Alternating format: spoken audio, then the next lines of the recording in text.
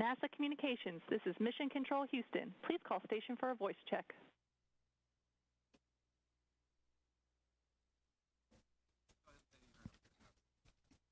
Station, this is Chelsea Bayarte with NASA Communications. How do you hear me? Well, hello, Chelsea. We have you loud and clear. How us? Butch, that's awesome. I hear you loud and clear as well. Thank you both so much for taking the time. We have a lot of people on the phone who are very excited to talk to you, so let's jump right in. Butch and Suni, I'll toss it back to you first so you can kick us off with some brief opening remarks. Yeah, we appreciate that, Chelsea. So, yeah, it's been quite an evolution over the last 3 months. We've been involved from the beginning through all the processes of assessing our spacecraft, Calypso, and it was trying at times. There were some tough times all the way through.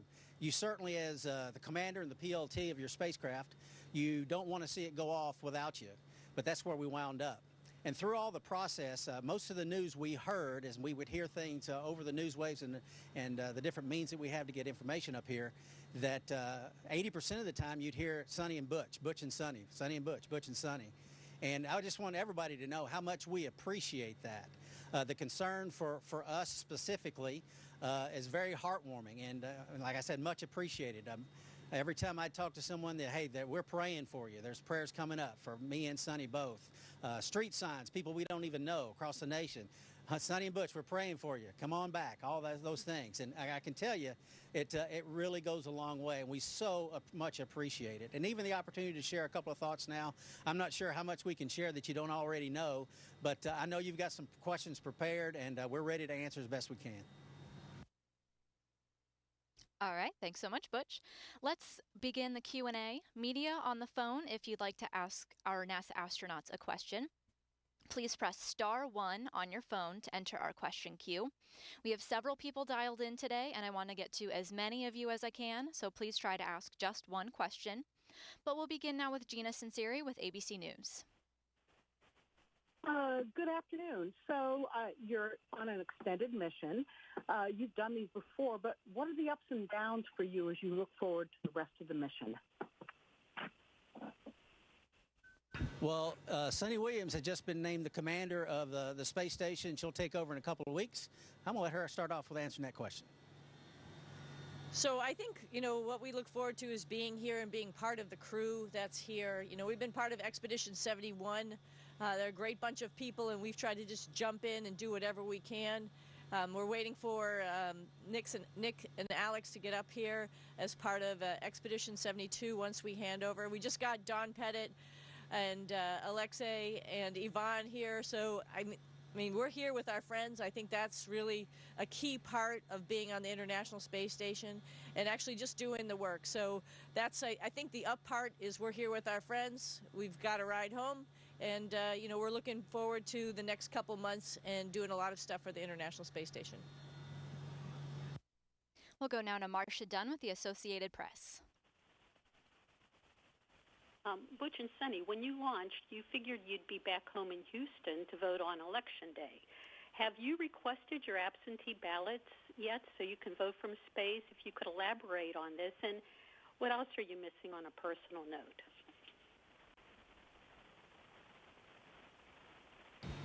I sent down my request for a ballot today, as a matter of fact, and they should get it to us in a couple of weeks. And absolutely, yes, it's a very important role that we all play as citizens, is to be included in those elections, and NASA makes it very easy for us to do that. So we're excited about that opportunity. And Marcia, same here. It's a very important duty that we have as citizens, and looking forward to being able to vote from space, which is pretty cool. You asked what we miss, right? Of course, the things that we always miss, our families. I miss my 2 dogs. I miss my friends. But you know what? Like Butch said, there are so many people on Earth that are sending us messages, and it makes you feel just right at home with everybody when we're able to have those conversations with our friends and family at home. So I know they understand. I know it's tough on them as well as, being away from home, of course. But everybody understands, and everybody's cheering for us to get back with Crew 9. Our next question will be with Tom Costello with NBC News. Hi, Butch and Suni. Nice to see you both. Butch, I can't believe how fast your hair has grown in the few months you've been up there on station. Can I ask you this question? I'm just wondering, recognizing that you're both team players and veteran NASA astronauts, do you feel let down by Boeing and Starliner and the fact that this is clearly not something you planned for your life?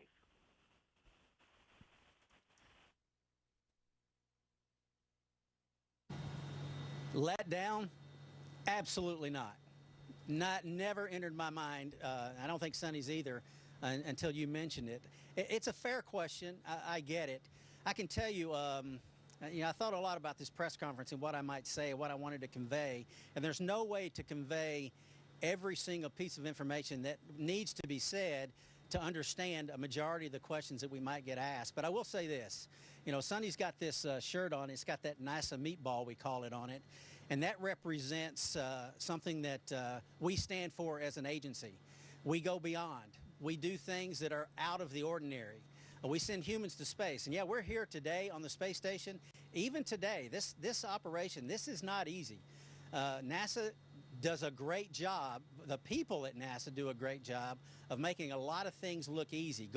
Sending probes beyond the edge of our solar system, going and getting sample from asteroids, humans in space. And it's a very risky business, and things do not always turn out the way you want. Before we launched, we said, we're going to find things. Yep. That is the nature of test. Every single test flight, especially a first flight of a spacecraft or an aircraft that has ever occurred, has found issues. That's things that you just cannot think about. 90% of our training is preparing for the unexpected. And sometimes the actual unexpected goes beyond what you even think that could happen. And that's just the way it goes sometimes, because we are pushing the edges of the envelope in everything that we do. And it is not easy. And I'm grateful for the organization. I'm grateful for the people that are passionate about what they do, that we can make it look easy. We can go outside this International Space Station and do an EVA, a spacewalk, and things go off many times without a hitch, because we're making it look easy by dedicated efforts, monumental efforts on the ground and in space here to make it look that way. And it's like I said, it's not an easy thing to do, but that's not why we do it. Maybe we do it because it's hard, and pushing the envelope into any envelope is very difficult, regardless of where you're at. And in space is certainly the case. We'll take our next question now from Stephen Clark with Ars Technica.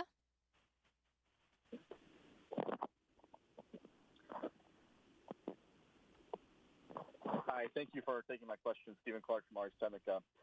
Butch, you mentioned this in your introduction for a moment, but both of you are veterans of the Navy captains. I just wanted to hear your thoughts from each of you on seeing your ship leave without you. What was that like, and were you staying up late to watch the landing the other day?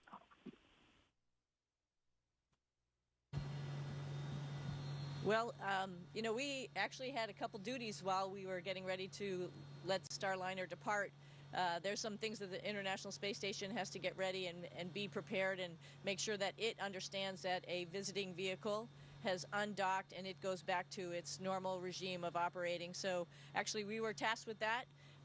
We were up in the cupola and we were watching our spaceship fly away at that point in time. So I think it was good. We had some extra activities. Of course, we're very knowledgeable about Starliner, so it was obvious, what was happening at each moment. We were talking to our control team, friends of ours that we know how much time and effort that they have put into this spacecraft, the excellent and precision activities that they're doing down on the ground. It was nice to have that one-on-one conversation over the space to ground as Starliner was leaving, just knowing that she was in their hands and they were going to do the best that they could to get her back home. Other thoughts about seeing it leave, like you mentioned, we're both Navy. We've both been on deployments. We're not surprised when deployments gets changed. I mean, our families extended. Our families are used to that as well. So that's not a humongous surprise. I think, like Butch said, this is test. I think before we even flew, we had an interview with a lot of you and mentioned the same thing, that you know, a test flight means that we're probably going to find some stuff.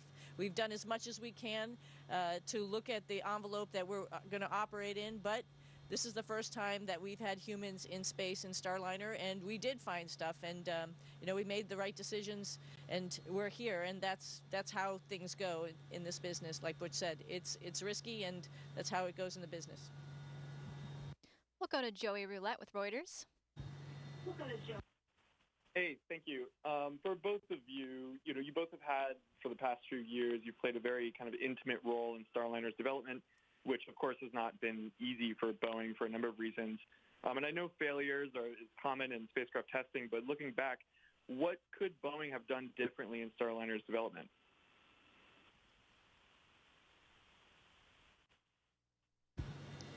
That is a very interesting and a very fair question. I'll say this.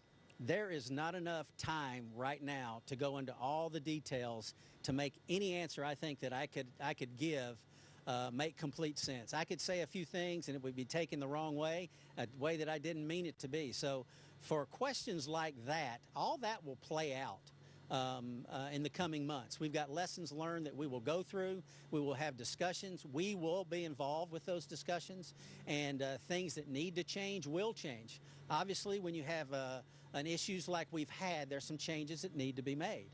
Boeing's on board with that. We're all on board with that. And I can tell you, when you push the edge of the envelope again and you do things with spacecraft that have never been done before, just like Starliner, you're going to find some things. And in this case, we found some things that we just could not get comfortable with putting us back in the Starliner when we had other options. There's many cases in the past where there have not been other options. We were very fortunate that we have the space station and that we had the option to stay and we had the option to come back a different way if that's what the data showed. I think the data could have gotten there.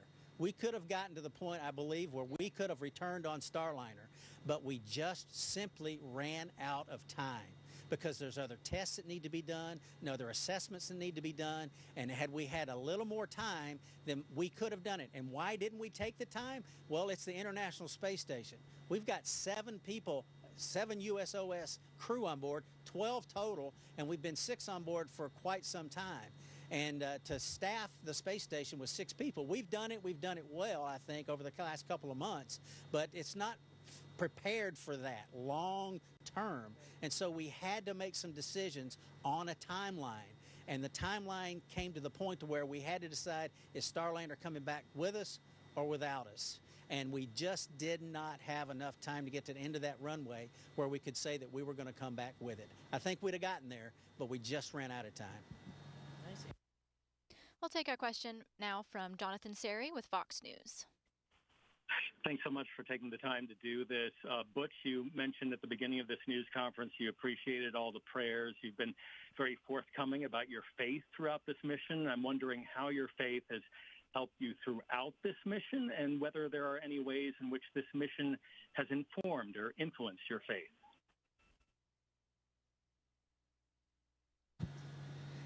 I tell you, I really appreciate that question as well.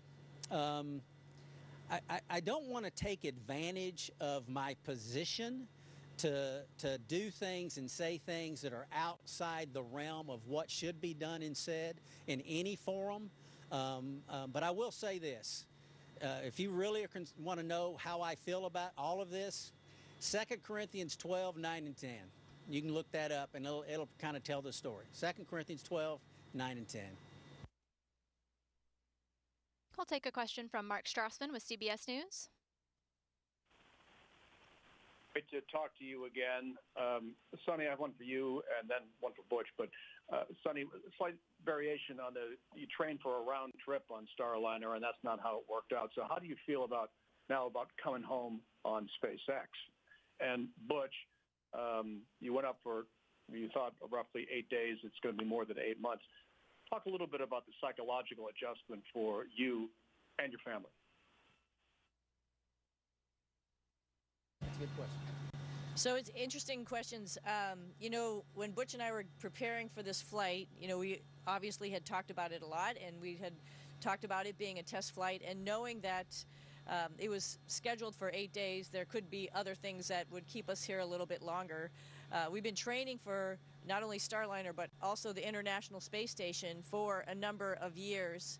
Both of us had been up here before, so we have a little bit of experience, and so we could dive right into the International Space Station training. So we are fully qualified crew members, both qualified in spacewalking, EVAs, and robotics for visiting vehicles.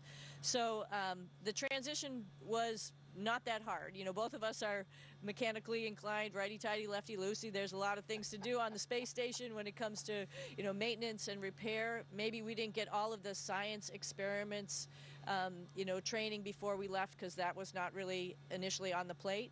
But we're getting some OJT on the job training while we're up here. So we're blending right into the increment, particularly this 172, this increment 72, because we'll be 2 of the U.S. crew members that are involved there. So I think the transition has been pretty smooth. It wasn't what we expected. However, we were prepared, and you know, the NASA, like Butch mentioned, has got us ready to go for that aspect.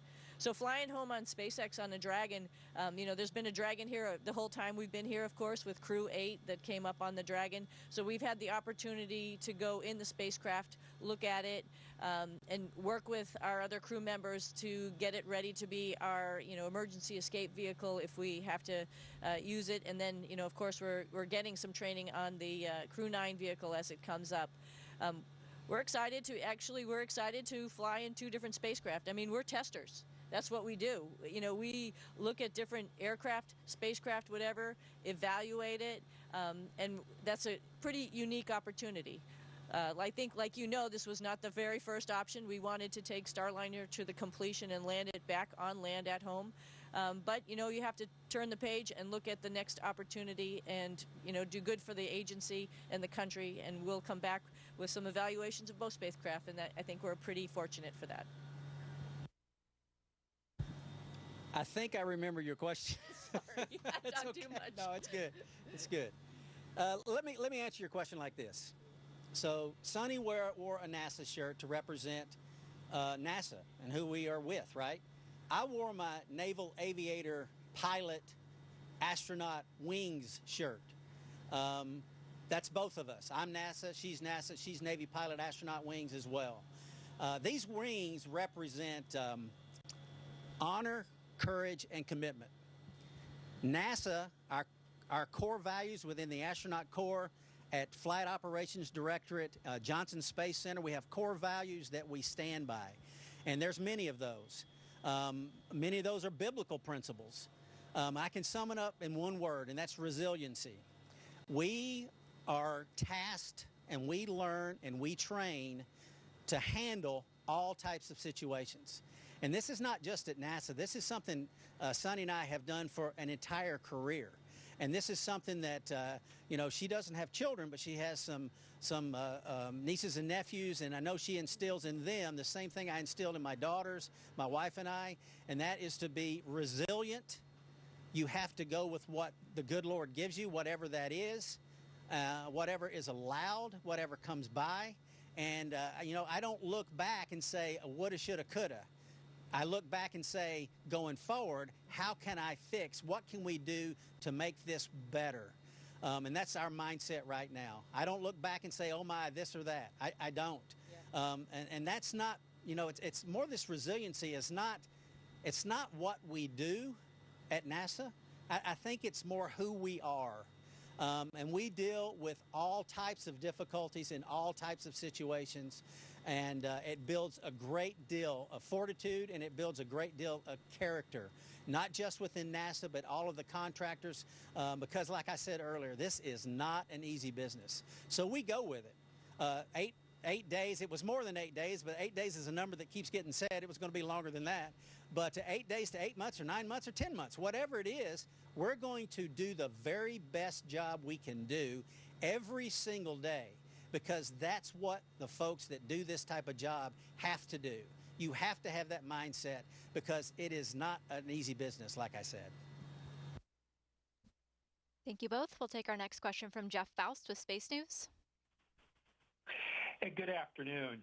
We had heard in some earlier briefings from NASA officials that you were able on some occasions to call in from station to some of the meetings they were having about Starliner. What was your impression from your unique vantage point of how those meetings went and how your input was brought into their discussions about what to do with Starliner? Thanks. Thorough, all-encompassing, great character that we would hear in the room when there were disagreements, and there are. I mean, any kind of discussion like this, there's going to be disagreements. It was handled with the utmost compassion, which is good, passionate about their points, but with the utmost character, respecting each other and each other's opinion, going through it all. We did mostly listening and taking it all in, because we did have a say in how all this would turn out. Thankfully, our managers and our leaders allowed that we would be included, and they wanted us included, and for that we were of course grateful. Ultimately, like I said, though, the decision was made that was made. As soon as it was made, we're on board, right? And it doesn't matter if I agreed or disagreed. It doesn't matter. The decision that we are given is what we're going to march to. Again, like I said, because that's not what we do. That's who we are. Hey Jeff, I might add just a couple things. I was really impressed. There were a lot of opinions. There was a lot of data coming in at different times, and a lot of people trying to digest that data and understand it and take it forward.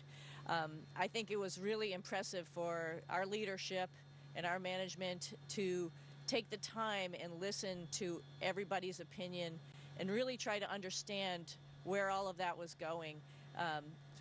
That's really a benefit of this organization. We have a lot of people from many different backgrounds. You're seeing 2 Navy test pilots here, but we have scientists, we have engineers, we have doctors, the whole gamut for putting humans in space. And it takes a lot of people to get on board to have us come up to space, to the space station, and have us come home. And all of those people have a say. They have a direct input. And our leadership really opened the door and really was open to understanding everybody's opinion. And that's really impressive, and it's a way a good organization works, where everybody's opinion is funneled up to their specific directorates and then taken into account by the upper management. So we have to just understand that and be very thankful we have an organization that does that. We'll take a question now from Kristen Fisher with CNN. Hi there, this is Kristen Fisher, and we are actually live on CNN right now. So I might ask a question that has already been asked before, but slightly differently, so bear with me. Butch and Suni, thank you so much for doing this. And I know you both have done long-duration missions before. You've trained for every contingency. But, NASA astronaut Frank Rubio, who was in a similar situation as the two of you, he said that he still had a few hard days as he kind of wrapped his head around going from a 6-month mission to a 12-month mission. So I'm just curious how that transition has been for the two of you mentally when you learned that you'd be going from a days-long mission to an 8-month mission. Thank you.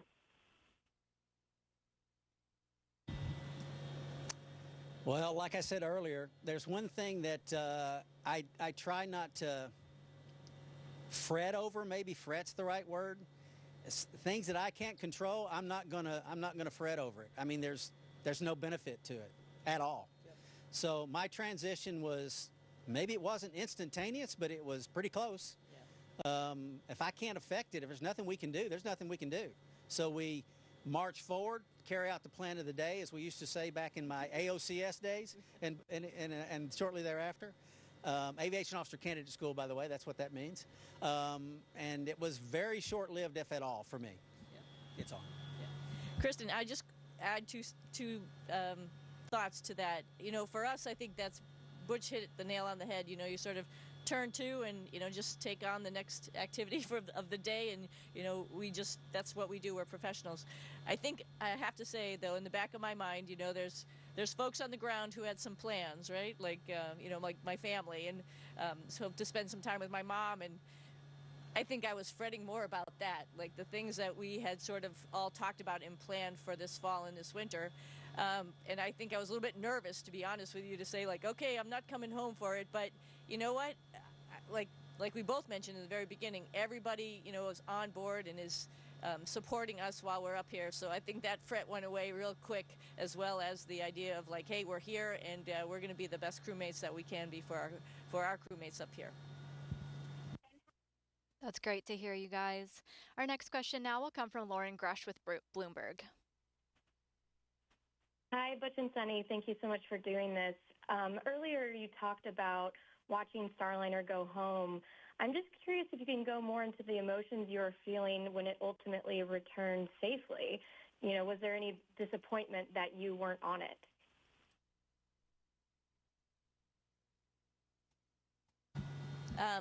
To be honest with you, I was so happy it got home with no problems. We saw it fly away, and then we all got up. The whole crew got up at 3 in the morning, and we had it up on our iPads watching it land. We know all those people who are part of the landing recovery team, the LRT, who are there in the desert, and we were, of course, fingers crossed, as well as Mission Control. We know all of those folks who are bringing it back home, the entry team. We could hear their voices. We could hear them communicating with each other. We got to see the video from some of our aircraft operating directorate folks who are out there doing IR video of the chutes opening. All of that was a good sense of relief, and we were actually really excited for our team, our bigger team, who got that spacecraft home, and we're actually really super proud of them for having it land pretty much bullseye there in the desert. Yeah, I was up here. It's been several years ago, but I was here when, if you recall, the Cygnus launched out of Wallops Island, and it blew up like a couple of seconds after it left the launch pad. It was coming here, bringing cargo. And my immediate thought was just the people that involved in the program, and it was just heartfelt for them, because this is a pretty, tight-knit organizations that we, do this space flight, human space flight, all types of space flight, and we felt for them, or we did when that happened. Well, I can tell you, the thrill was equally the opposite side of the spectrum when Starliner landed safely. It was wonderful that it made it back. And the fact that we weren't on it didn't even come into mind at all. It was never like, oh, we shouldn't. No, not at all. The decision was made. Like I said, we flipped that bit. We go forward with the plan of the day, and we hope the best for all aspects of all space flight endeavors, regardless of where they are, regardless of what's taking place. We'll take our next question now from Avery Gingrich with WBIR Knoxville. Hi, guys. I know both of you have plenty of experience up in space, but can you describe what's going on with your bodies right now as you continue to adjust, and how you're preparing for the months ahead? What's going on with our bodies? Well, I asked the question, and I was told I have the second best hair in the scene. So that's for as far as that goes. Yeah, I have grown my hair a little bit longer than I've ever grown it, actually since college probably, just because. Why not? I don't know. Very fortunate. I think Suni and I both are very fortunate the way the good Lord wired us. Transitioning to space and transitioning back is very easy for us, and it was here as well. It seems like we've been here before, and we have, but it's comfortable. Of course, one thing about space flight which is wonderful, your joints don't ache because there's no pressure on them. So all the aches and pains you may feel on a just daily basis are not prevalent in space, which is actually quite nice. I will say one. I wouldn't say unfortunate. One thing, both Butch and I also like working out, so that's a good thing, because when the mission was shorter, I sort of had a small timeline that I was going to really crank it out on the exercise equipment here, because of course you lose bone density and muscle mass. But my mind had a transition now to 8 months, and how I'm going to keep that motivation up. Again, good thing both of us like to work out. He's an early morning. He's up at like 4:30 in the morning to work out. I'm a little more about 6 a.m. But every day, I mean, it's every day that you have to do that. Every day we're on a cardiovascular exercise, either the bike or the treadmill. Every day we're on the advanced resistive exercise device called ARED, which allows us to do deadlifts and squats and allows us to keep our bone density in our hips and our feet. But that means we're going to have to do this for a little bit longer time.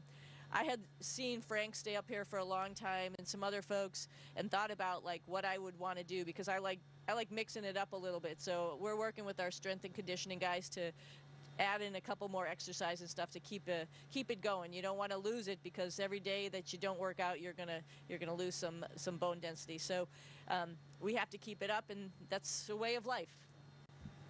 And not to slight anyone else on the call, don't take this wrong, but it is very nice to talk to you from God's country. Well, I think we're going to go to a different part of the country here with Laura Casa with WHDH Boston. Hey, thank you so much. Suni, this is for you. So many of your friends in Massachusetts are, of course, following your journey closely, cheering you on. What do you say to your Massachusetts family who are watching you from here on Earth? Hey, you know, we had one press conference earlier when it was like still midst of baseball season. I think I said go Sox. So this time I have to say go Pats. Again, now thank you for the call from God's country. I know that there's some really nice crispy apples right now that are getting picked off the tree. I was just talking to my family about that and some other folks that it would be nice if somebody put a New England apple in a spacecraft that was coming up here, because you got the prettiest place on Earth with the fall coming up. We'll take a look at it from up here and try to take some pictures for you guys, but I know the Boston crowd is cheering us on, so we'll find a better place to park the car next time. All right, our next question comes from Ida with the New York Times. Hi, thank you so much for taking this question. The one thing that's been on my mind is that with the challenge of leaving family behind is one thing, but I wonder if there's like a silver lining for you with this like extended stay. And I'm not talking about all the great science you're going to do on the maintenance and all the work, but just this kind of home away from home. And I think maybe, Suni, I heard your spouse say something about how this is like your happy place. If you could kind of candidly talk about that, about sort of getting this extra time that you didn't plan for and what that's like. Well, I'll tell you what, I'll answer this with respect to the family part.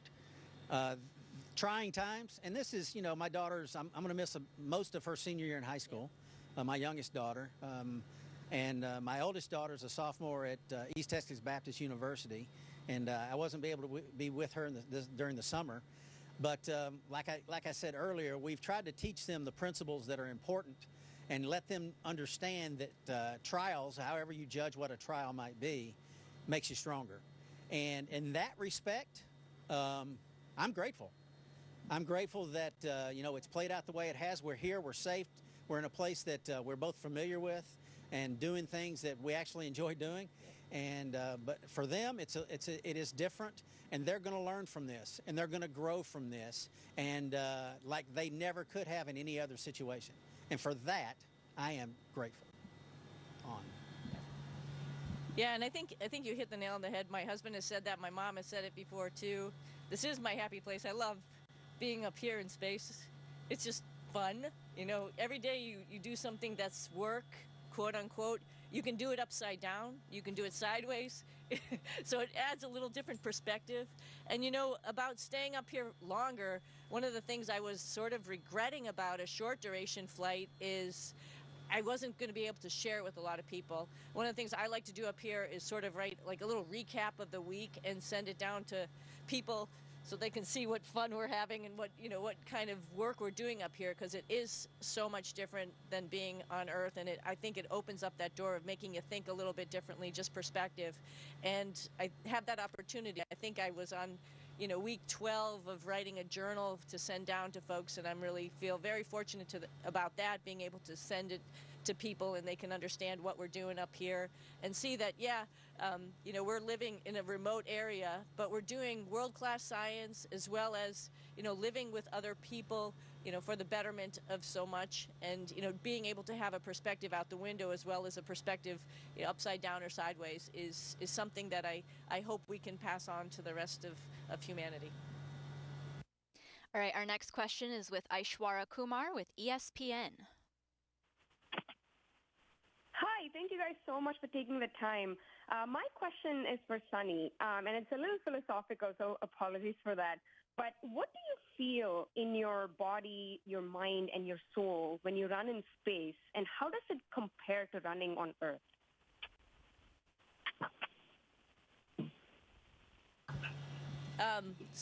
Interesting question. I was mentioning a lot of the physical activity that we do up here. It's a little harder, a little different, but fun at the same time.